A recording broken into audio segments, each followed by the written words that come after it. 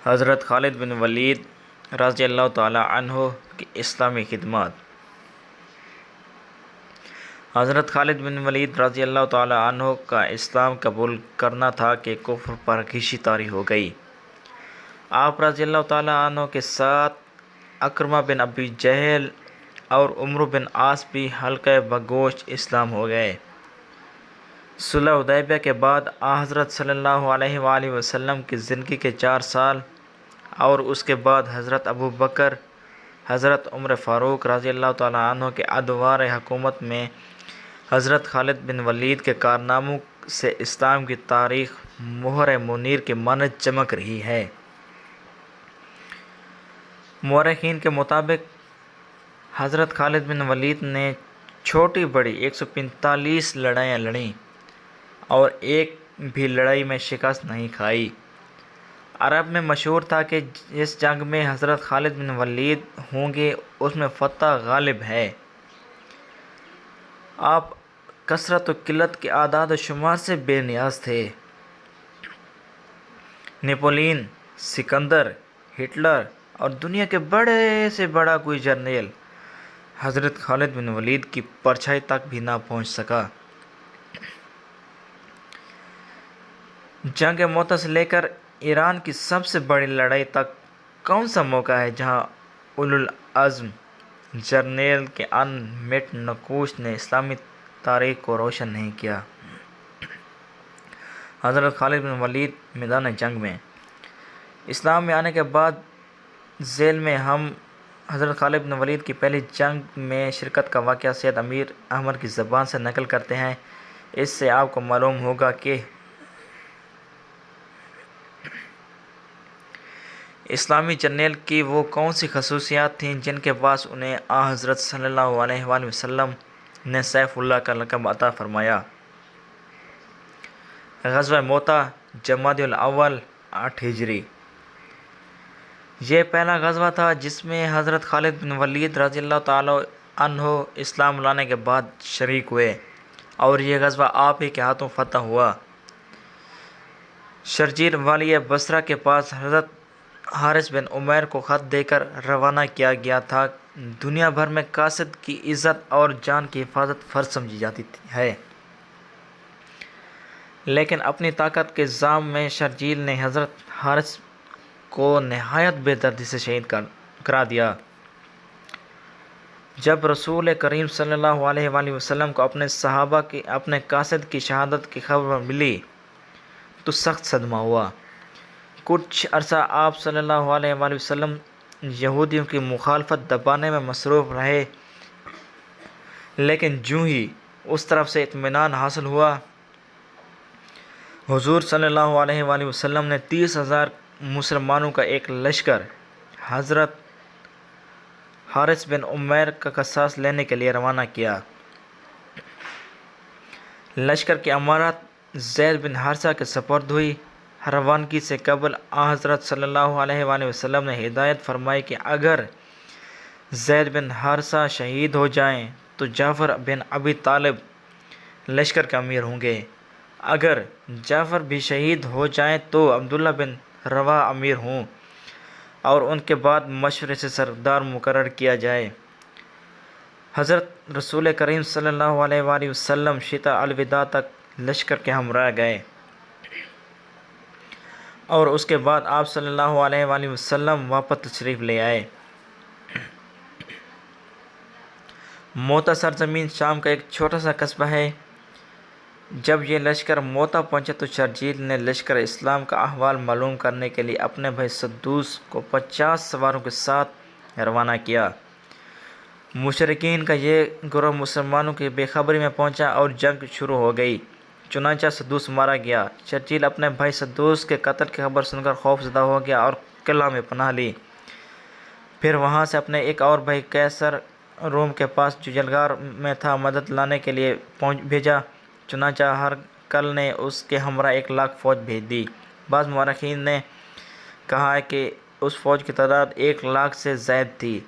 جب اس لشکر خبر ہوئی تو انہیں تشویش ہوئی۔ بعض لوگوں نے مشورہ دیا کہ حضرت کو صورتحال سے مطلع کیا جائے۔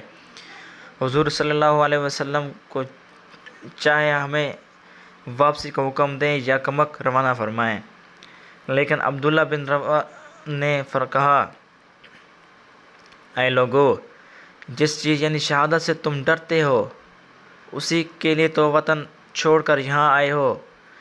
مسلمانوں کو کبھی لشکر کی کثرت نے فتح نہیں کیا۔ بدر کی لڑائی میں ہم بہت کم تھے اور دشمن بہت زیادہ۔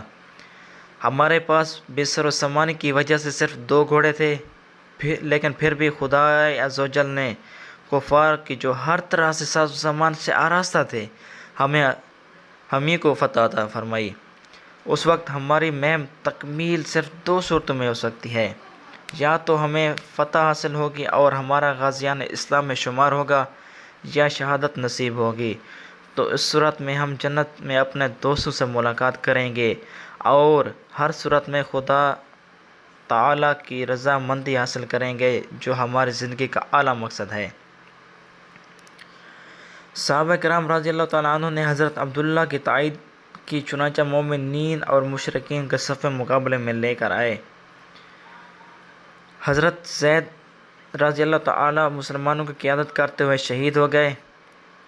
آپ کی شہادت کے بعد حضرت جعفر بن ابی طالب نے اسلامی علم سنبھالا اور کفار سے لڑنے لگے۔ آپ کا گھوڑا زخمی ہو کر گر پڑا تو آپ پیادہ پر لڑنے لگے اور اچانک ایک کافر کی شمشیر آپ کے دایاں بازو کٹ گیا۔ آپ نے علم اسلام کو بائیں ہاتھ میں لے لیا۔ جب وہ بھی کٹ گیا تو اپنے دونوں پیروں کے درمیان علم کو سنبھالا اور کٹے ہوئے بازو کے ساتھ سہارے اونچا رکھنے کی کوشش کی۔ اسی اثناء میں ایک کافر نے آپ کی کمر پر ایسی تلوار ماری کہ 2 ٹکڑے ہو گئے۔ آپ کی شہادت پر عبداللہ بن روا نے جھپٹ کر علم اسلامی کو اٹھا لیا اور کفار کے مقابلہ میں لڑنے لگے، لیکن بہت سے کافروں کو آپ جہنم پہنچا کر آپ بھی شہید ہو گئے۔ لڑائی کا عنوان ابتدائی سے کچھ بگڑا ہوا تھا۔ سرداروں کے شہید ہونے سے کفار کی ہمت اور بڑھ گئی۔ جب عبداللہ بن روا شہید ہوئے تو علم اسلام کو گرتا دیکھ کر کفار اس کی طرف دوڑے، لیکن ثابت بن اکرم نے علم کو فوراً اٹھا لیا اور لشکر اسلام سے جو اس وقت ہراساں اور مرعوب تھا مخاطب ہو کر بولے، جس کا ترجمہ یہ ہے، یعنی اگر اے گروہ مسلمین، تو لوگ کسی ایک شخص کو اپنا امیر بنانے پر متفق ہو جاؤ۔ میں نے اسلام کا علم کو سنبھالنے میں مواظبت کر کے ایک نیک کام کیا ہے، کسی کا حق غصب نہیں کیا۔ لشکر اسلام نے جواب میں کہا، جس کا ترجمہ یہ ہے، یعنی ہم تمہاری امارت سے راضی ہیں۔ ثابت بن اکرم رضی اللہ تعالیٰ عنہ نے جواب دیا، جس کا ترجمہ، یعنی میں تم سے اس کام کی صلاحیت نہیں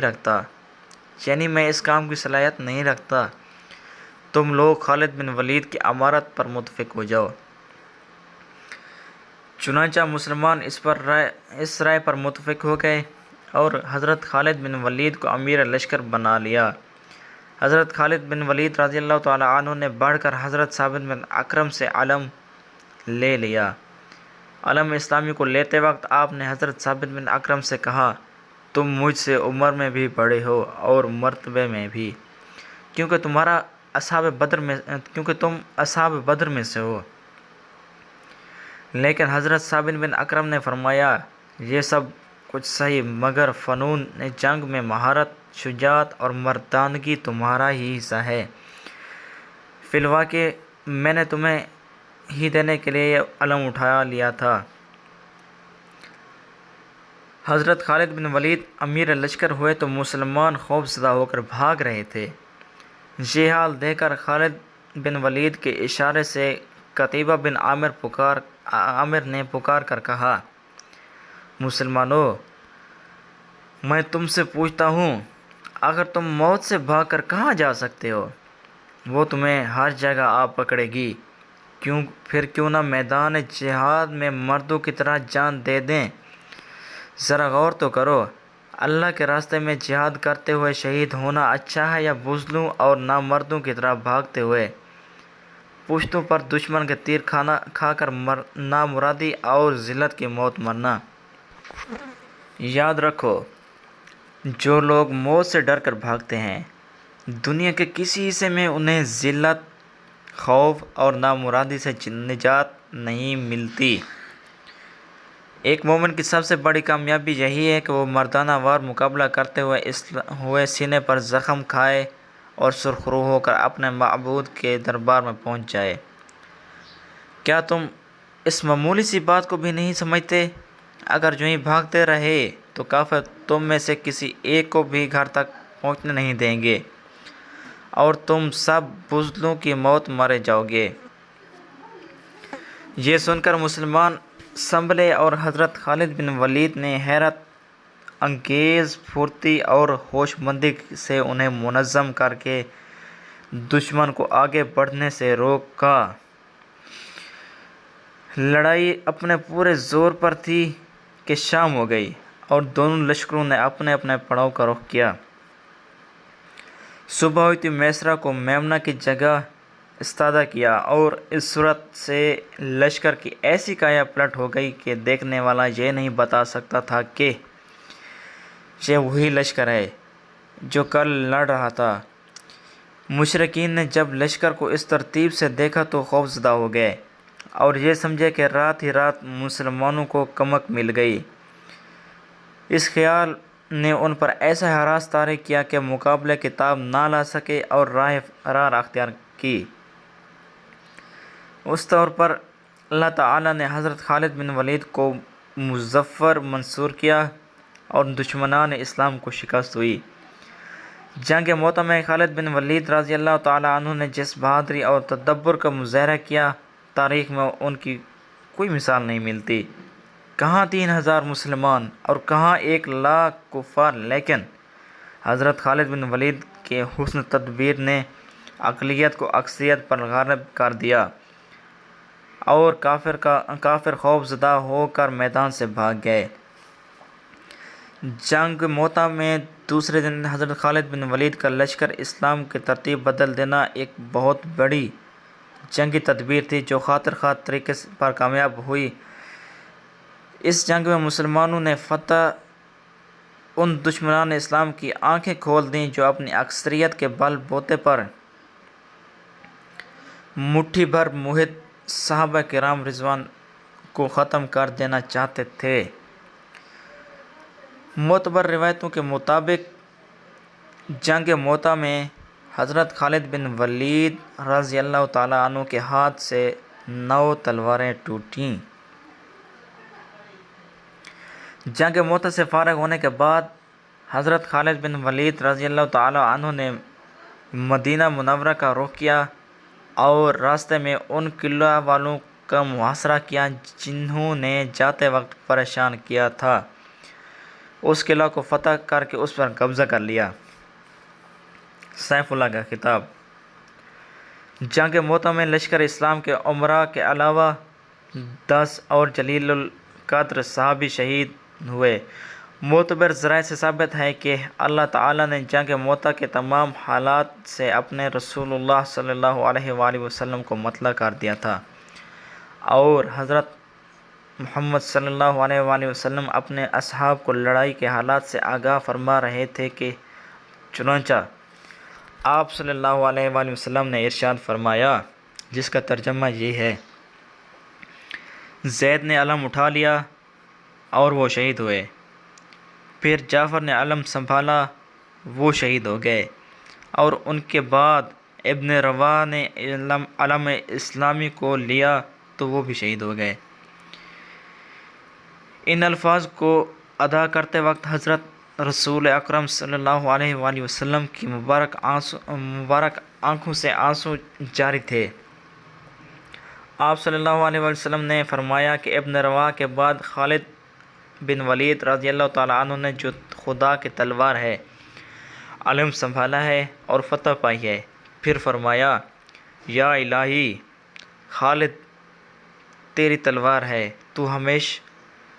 تو ہمیشہ اس کو فتح مند رکھیو۔ اسی دن سے حضرت خالد بن ولید کا لقب سیف اللہ ہو گیا۔ سید کونین صلی اللہ علیہ وآلہ وسلم نے حضرت خالد بن ولید رضی اللہ تعالی عنہ کے حق میں جو دعا فرمائی اسے بخدائے کلام ربانی، جس کا ترجمہ یعنی ہمارے حبیب اپنی خواہش نفس سے کوئی کام نہیں کرتے، بلکہ وہی بات کرتے ہیں جو بذریعہ وحی ہم ان کی طرف القاء کرتے ہیں، اشرف قبولیت تو حاصل ہونا ہی تھی، لیکن اس دعا کی برکت سے خالد بن ولید رضی اللہ تعالی عنہ کا دل و دماغ جنگی قابلیتوں کا مخزن بن گیا۔ ان کی رگوں پہ میں شجاعت کے سمندر موجزن ہو گئے، ان کا عضو بے پایہ استقلال سے سرشار ہو گیا، اور راہ خدا میں نثار ہونے کے لیے ان کے جذبات شوق ہر وقت متلاطم رہنے لگے۔